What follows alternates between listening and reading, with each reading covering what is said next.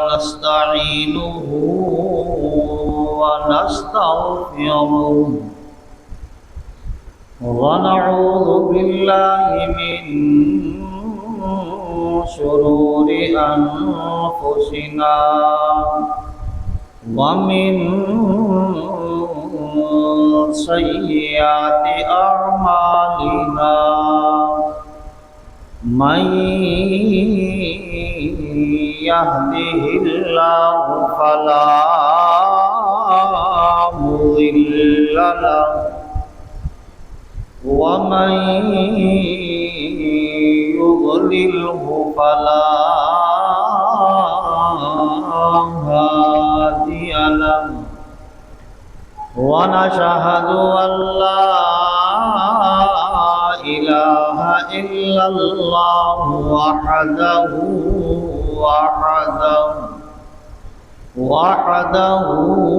لا شريك له ونشهد أن سيدنا ومولانا محمدا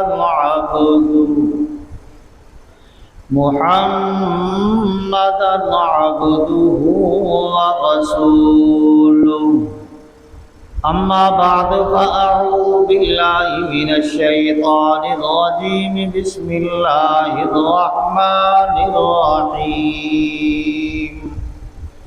إلا تنصروه فقد نصره الله إذ أخرجه الذين كفروا ثاني اثنين إذ هما في الغار إذ يقول لصاحبه لا تحزن إن الله معنا فأنزل الله سكينته عليه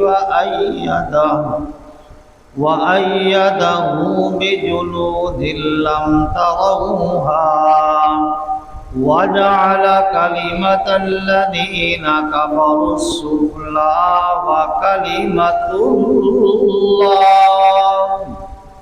وكلمة الله هي العليا والله عزيز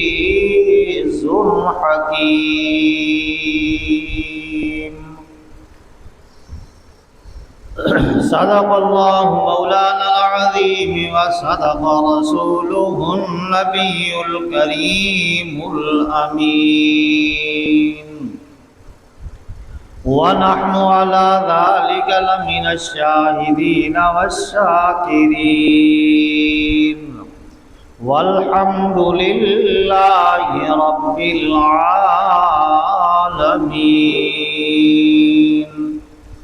إن الله وملائكته يصلون على النبي يا أيها الذين آمنوا صلوا عليه وسلموا تسليما. सारे हजरात बाबाज बुलंद नमाज वाला दरूद पाक पढ़ रहे हैं.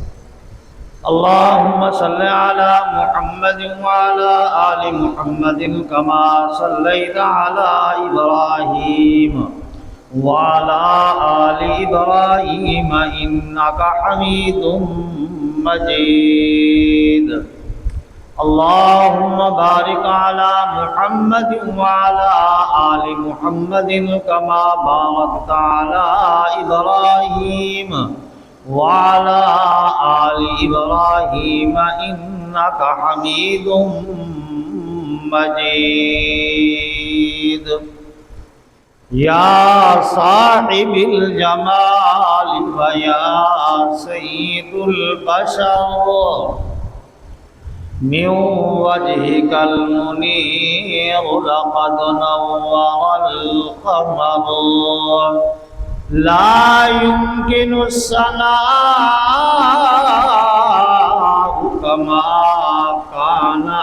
مستور، بعد از خدا بزرگ تو ہی قصہ مختصر، بلغ العلا بکمالہ کشف الدجا بجمالہ، حسنت جمیع خصالہ، صلو علیہ وآلہ۔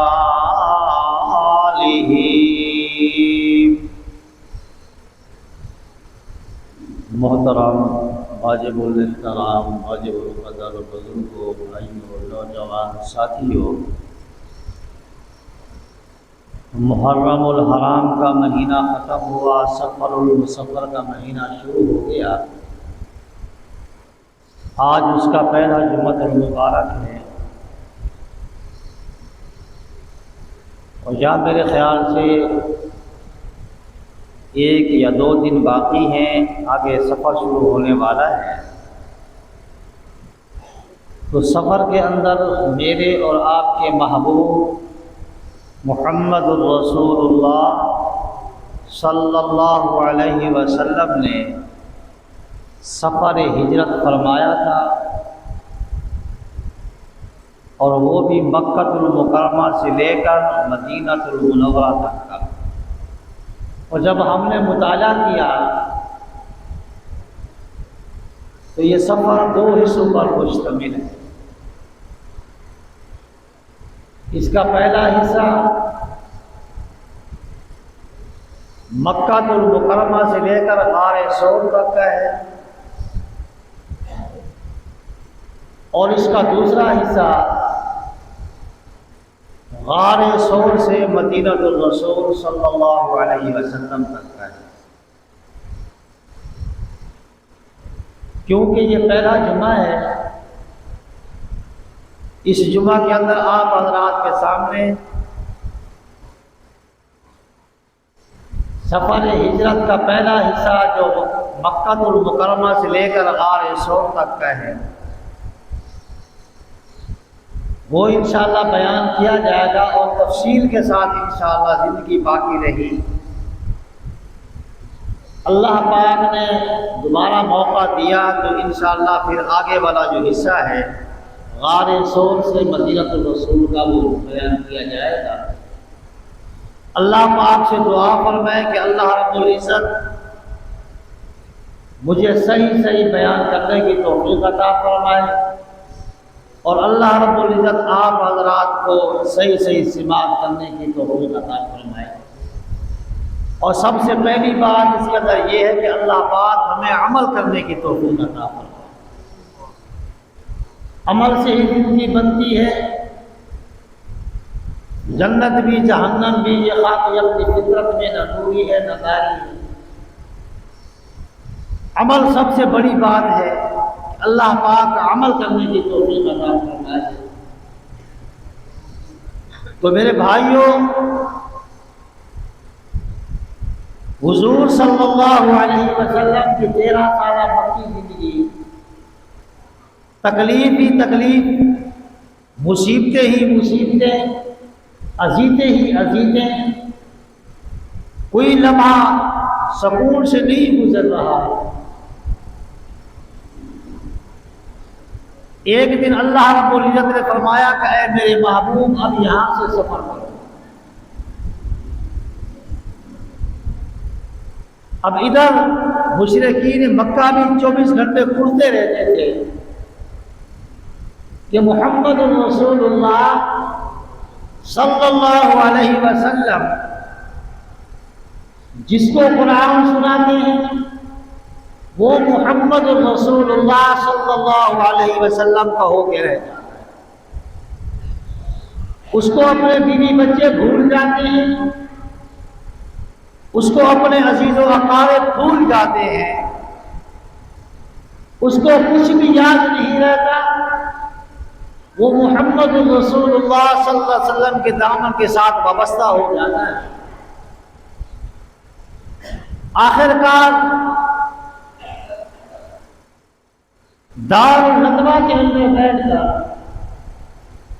ابو جہل، عتبہ، شیبہ اس طریقے سے سارے مشرکین مکہ والے جمع ہو گئے کہ محمد الرسول اللہ صلی اللہ علیہ وسلم کے بارے میں کچھ سوچے، اس کی جو بڑھتی ہوئی مقبولیت ہے اس کو کم کیا جائے، ختم کیا جائے، کیونکہ ہمارے چڑھاوے، ہماری نظر و نیاز ختم ہوتی جا رہی ہے۔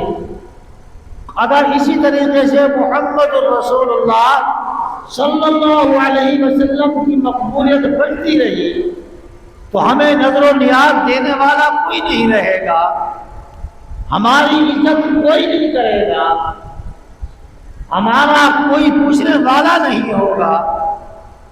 کیوں نہ محمد الرسول اللہ صلی اللہ علیہ وسلم کی مقبولیت کو ختم کیا جا سکے۔ شیطان مردود بھی ان کی میٹنگ کے اندر آ گیا، اب وہ بھی اپنے مشورے دینے لگا، ہر ایک نے اپنا اپنا مشورہ دیا۔ کسی نے کہا کہ محمد الرسول اللہ صلی اللہ علیہ وسلم کو زنجیروں کے اندر جکڑ کر باندھ دیا جائے تاکہ یہ کسی کو تبلیغ نہ کر سکے۔ کسی نے مشورہ دیا کہ ایک بند کمرے کے اندر ان کو بند کر دیا جائے تاکہ یہ نہ باہر نکلیں گے، نہ کسی کو تبلیغ کریں گے، نہ کوئی ان کی بات کو سنے گا، نہ کوئی ان کا گرویدہ بنے گا۔ اور شیطان مردود نے اپنا مشورہ دیا، اس نے کہا کہ میرا مشورہ تو یہ ہے، وہ بھی ایک انسانی شکل کے اندر وہاں موجود تھا۔ اس نے کہا میرا مشورہ تو یہ ہے، میں جو آپ کو مشورہ دے رہا ہوں، میں یہ کہتا ہوں کہ محمد الرسول اللہ صلی اللہ علیہ وسلم کو ختم کر دیا جائے، توبہ نعوذ باللہ ان کو صفحہ ہستی سے مٹا دیا جائے، نہ رہے بانس نہ بجے گی بانسری۔ سب نے کہا کہ مشورہ یہ بہترین ہے، کیونکہ شیطان کو آپ کو پتہ ہے نا، جب مشورہ دیتا ہے تو اچھا بھلا چنگا انسان بھی اس کے اوپر آ جاتا ہے۔ آگے والا معاملہ اس کو پتہ نہیں ہوتا کہ ہونا کیا ہے آگے، وہ اس وقت مشورہ اس کا مان لیتا ہے۔ جیسا کہ توبہ نعوذ باللہ، اللہ معاف فرمائے، انسان ایک زنا کرتا ہے، زنا کرنے کے بعد شیطان اس کو پھر کہتا ہے کہ اب اگر یہ باہر جائے گا کہ لوگوں کو بتائے گا کہ اس کو مار دے، ختم کر دے۔ اب وہ اس کو مار دیتا ہے، ایک گناہ پہلے تھا، دوسرا گناہ اس نے اور سر کے اوپر لے لیا، اور پھر وہ پھانسی کے پھندے کے اوپر بھی چڑھ گیا۔ کہ شیطان کا کہنا مانتا جاتا ہے انسان، اول سے انسان شیطان کا کہنا ہی نہ مانے تو ہر چیز سے بچ جائے گا۔ اب یہاں بھی شیطان نے مشورہ دے دیا اپنا کہ محمد الرسول اللہ صلی اللہ علیہ وسلم کو ختم کر دیا جائے، صفحہ ہستی سے مٹا دیا جائے۔ اب کریں کیسے؟ اب اس نے ایک اور مشورہ دے دیا، کہا اور مشورہ میرا یہ ہے کہ ہر قبیلے سے ایک پہلوان لیا جائے، کیونکہ 100 آدمی 100 پہلوان محمد الرسول اللہ صلی اللہ علیہ وسلم کے گھر کا محاصرہ کریں اور وہاں ان کے سامنے ننگی تلواریں ان کے ہاتھ کے اندر ہوں۔ جب 100 پہلوان 100 قبیلے کا آئے گا تو ظاہر بات ہے بنو قریش ہر ایک قبیلے والے کو لڑ نہیں سکیں گے، وہ آخر کار اس کو ختم کر دیں گے، معاف کر دیں گے، اور وہ ہر ایک سے لڑ نہیں سکیں گے۔ اب یہ مشورہ بھی مفید ہے۔ 100 پہلوانوں کو اکٹھا کیا گیا، 100 پہلوان موجود ہیں، گھر کا محاصرہ ہو گیا، ننگی تلواریں ہاتھ کے اندر ہیں، تلواریں نیام سے باہر ہیں، اور ہر آدمی بغلے کو جا رہا ہے۔ آج ہم محمد الرسول اللہ کو مزہ چکھائیں گے، آج ہم اس کو بتائیں گے یہ اللہ کا نبی بنا پھرتا ہے۔ اللہ کو عزت ساری باتیں، دار الندوہ کی باتیں بھی، بعد جو محاصرہ ہوا ہے وہ باتیں بھی، اللہ کے پاک پیغمبر صلی اللہ علیہ وسلم کے پاس پہنچ رہی ہیں. ان ہوا الا وحی یوحا، محمد الرسول اللہ کے پاس وحی کے ذریعے اللہ پاک پہنچا رہے ہیں. دار الندوہ کے اندر جو مشورہ ہوا وہ بھی اللہ کے پیغمبر کے پاس پہنچ گیا. بعض پہلوان جمع ہو گئے، بعض تلواریں نیام سے پار ہو گئی، وہ بھی محمد الرسول اللہ صلی اللہ علیہ وسلم کو معلوم ہو گیا. اب سارا کچھ معلوم کرنے کے بعد حضرت علی رضی اللہ تعالی عنہ موجود ہے اور ایک محمد الرسول اللہ گھر کے اندر موجود ہے. دو موحد اور باقی 100 مشرک گھر سے باہر، 2 موحد گھر کے اندر. اللہ رب العزت کس کے ساتھ ہے؟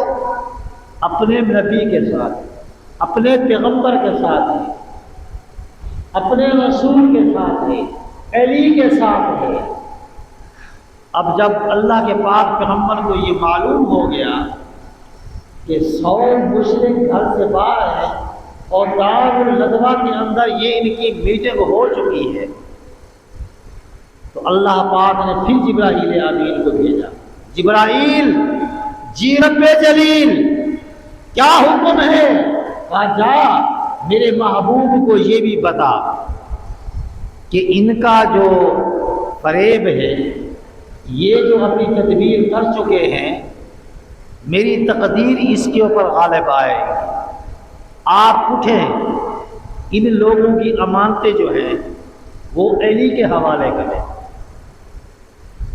کیونکہ مشرکین مکہ والے محمد الرسول اللہ صلی اللہ علیہ وسلم کو صادق اور امین بھی کہتے تھے. کیا کہتے تھے؟ صادق اور امین بھی کہتے تھے. اپنی جتنی امانتیں تھیں وہ محمد الرسول اللہ صلی اللہ علیہ وسلم کے پاس ہوتی تھی. کہا علی یہ ان لوگوں کی امانتیں ہیں میرے پاس، یہ ساری امانتیں اٹھاؤ اور اپنے پاس رکھو. آپ جب آؤ تو یہ ساری امانتیں جن جن کی ہیں یہ ان کے حوالے کر کے پھر میرے پاس آنا ہے. اور اپنی امانت، یہ جان کس کی ہے؟ اللہ کی ہے. جان کس کی ہے؟ جان کس کی ہے؟ اللہ کی ہے. اب لوگوں کی امانتیں کس کے حوالے؟ علی کے حوالے. لوگوں کی امانتیں علی کے حوالے. یا اللہ یہ جان کس کی ہے؟ یا اللہ یہ جان تو تیری ہے، یہ کس کے حوالے؟ اللہ پاک نے فرمایا ہے محبوب دنیا کی امانتیں علی کے حوالے، یہ جان میری امانت ہے، یہ صدیق کے حوالے. یہ کس کے حوالے؟ یہ صدیق کے حوالے. صدیق اس کی حفاظت کرے گا.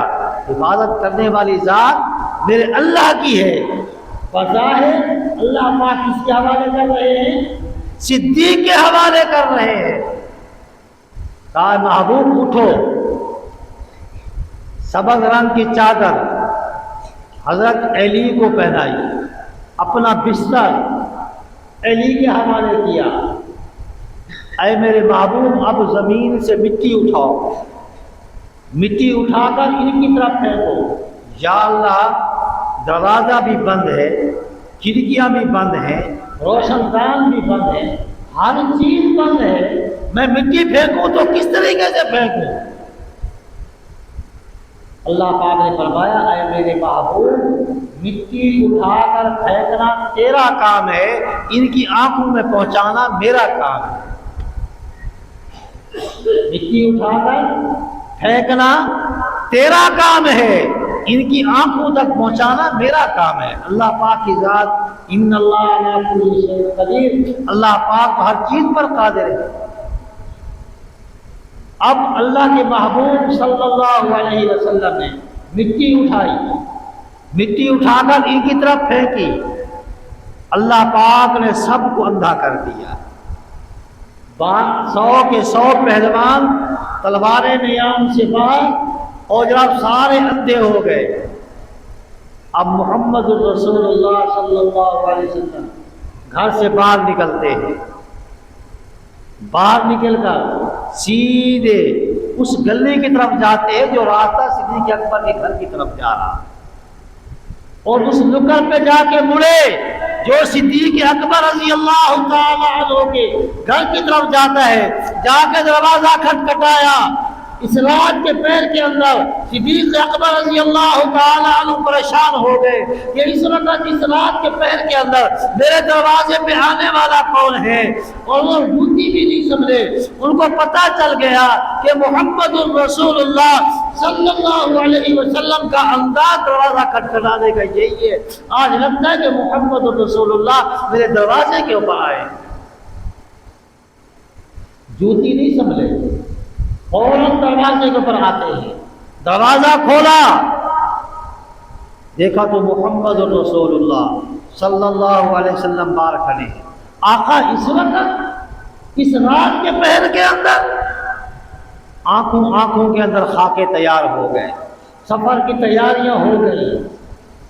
کہا صدیق چلنا ہے، صدیق چلنا ہے۔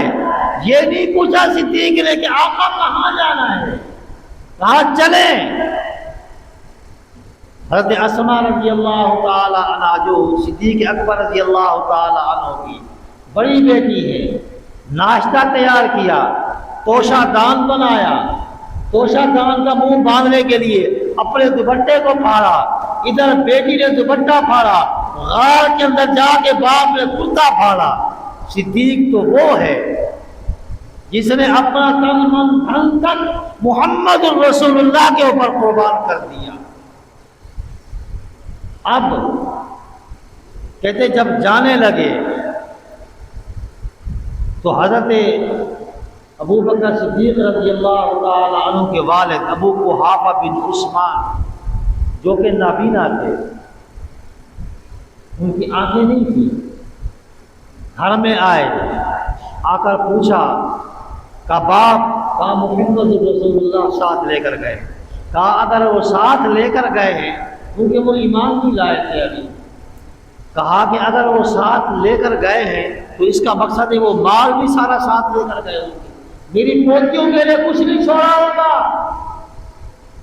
حضرت اسماء رضی اللہ تعالی عنہ فرماتی ہے کہ ہاں واقعتاً ایسا ہی ہوا تھا، ہمارے گھر کے اندر کچھ بھی نہیں بچا، کچھ بھی نہیں تھا، سارا کچھ مال لے کر چلے گئے تھے۔ اور حضرت اسماء رضی اللہ تعالی عنہ فرماتی ہے کہ میں نے اپنے دادا کو تسلی دینے کے لیے میں چھوٹی چھوٹی بکریاں ڈھونڈ کے لائی، اور جہاں پر ہمارا خزانہ ہوتا تھا وہاں پر میں نے جا کے رکھی، اوپر میں نے کپڑا ڈال دیا، کپڑا ڈال کر میں نے اپنے دادا کا ہاتھ پکڑ کر میں نے وہ ہاتھ وہاں جا کے رکھوایا، دادا جان دیکھو ابا جان ہمارے لیے بہت کچھ چھوڑ کر گئے ہیں۔ کہا کہ مجھے لگتا ایسے ہے کہ یہ اللہ پاک کا شکر ہے کہ انہوں نے آپ کے لیے وہ خوش ہو گئے کہ آپ کے لیے وہ کچھ چھوڑ کر گئے۔ اور پھر یہاں سے سفر شروع ہوا، یہاں سے سفر شروع ہو گیا۔ اب وہ غار سور تک سفر جناب کرتے کرتے اب جس نے جا کر وہ غار دیکھی، جس نے جا کر وہ غار دیکھی، اب تو راستے بن گئے ہیں نا، اب تو انسان آرام سے اتنا زیادہ ضعیف اگر نہ ہو، کم اگر ضعیف ہو تو آسانی سے چڑھ سکتا ہے، آسانی سے چڑھ سکتا ہے، اور اگر زیادہ ضعیف ہو تو اب بھی وہ نہیں چڑھ سکتا ہے غار کے اوپر۔ میرے والد محترم ابھی گئے تھے عمرے کے لیے، کہتے میں وہاں جب گیا تو ہم غار سور میں جا رہے تھے، کہتے ایک بڑھیا تھی، پاکستان کی نہیں تھی، کہتے تھی کسی اور ممالک کی، کہتے رو بھی رہی ہے اور اپنی زبان سے لفظ بھی استعمال کر رہی ہے، کہہ رہی ہے کہ اے صدیق تو کتنا عظیم ہوگا، اے صدیق تو کتنا عظیم ہوگا جب تو نے نبوت کو کانوں پہ اٹھایا اور غار تک پہنچایا، اور اس وقت راستے بھی نہیں تھے، اب راستے بھی بن گئے، اب بھی میں نہیں پہنچ سکتی وہاں، اب بھی میں وہاں نہیں پہنچ سکتی، راستے بھی بن چکے ہیں، اس وقت تو پتھر بھی نوکیلے تھے، تیرے پاؤں کو زخم نہیں آئے ہوں گے، جبکہ محمد رسول اللہ کے پاؤں زخمی ہو گئے۔ اور تو نے نبوت کو کاندھوں میں بھی اٹھایا اور غار پہ بھی پہنچایا، اور کیا تمہیں اتنا اس کتاب محمد رسول اللہ؟ اب وہ اپنی زبان حال سے یہ کہہ رہی ہے اور رو بھی رہی ہے اور یہ کہہ بھی رہی ہے، آدھے راستے کے اندر بیٹھی ہوئی ہے، جانا چاہتی ہے کہ میں غار سور کے اندر جاؤں، جا کے اس غار کو دیکھوں، اس کی زیارت کروں جہاں پر میرے محبوب محمد الرسول اللہ صلی اللہ علیہ وسلم پہنچے ہیں، اور جا کر وہاں پر صدیق اکبر رضی اللہ تعالی عنہ نے وہاں پر میرے محبوب کو 3 راتیں وہاں ان لوگ کو جناب اپنا دیدار کروایا۔ النظر الی وجہ، ایک مرتبہ مسجد نبوی کے اندر صحابہ کرام تشریف فرما، حضور صلی اللہ علیہ وسلم نے فرمایا کہ مجھے 3 چیزیں بہت زیادہ پسند ہیں، مجھے 3 چیزیں زیادہ پسند ہیں۔ صدیق اکبر رضی اللہ تعالیٰ عنہ نے فرمایا کہ مجھے بھی 3 چیزیں پسند ہیں۔ اب صدیق اکبر رضی اللہ تعالیٰ عنہ نے کہا کہ مجھے 3 چیزیں کون سی پسند ہیں؟ انفاق مالی علی امری، اے میرے محبوب آپ کی خواہش کے مطابق خرچ کرنا مجھے زیادہ پسند ہے، آپ کی خواہش کے مطابق خرچ کرنا مجھے سب سے زیادہ پسند ہے، آپ کہتے جائیں اور میں خرچ کرتا جاؤں۔ اور دوسرا النظر الی وجہی، آپ کے چہرے کی طرف دیکھنا مجھے زیادہ پسند ہے۔ اللہ پاک نے صدیق اکبر رضی اللہ تعالی عنہ کی اس خواہش کو غار سور کے اندر پورا کروایا۔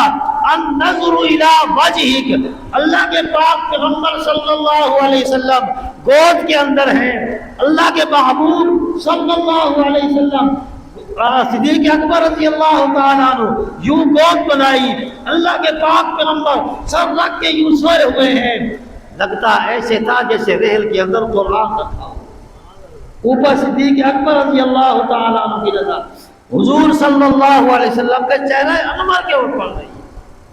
اللہ پاک نے صدیق اکبر رضی اللہ تعالی عنہ کی پسند کو اتنا پسند کیا کہ النظر الی وجہک، میرے محبوب آپ کے چہرے کی طرف دیکھنا مجھے سب سے زیادہ پسند ہے۔ اللہ پاک نے وہ خواہش پوری کرا دی، اللہ پاک نے وہ خواہش پوری کرا دی۔ تو میرے دوستوں اور بزرگوں، انشاءاللہ زندگی باقی تو انشاءاللہ اس سے آگے اگلے جمعے کو بیان ہوگا۔ وآخر دعوانا ان الحمد للہ رب العالمین۔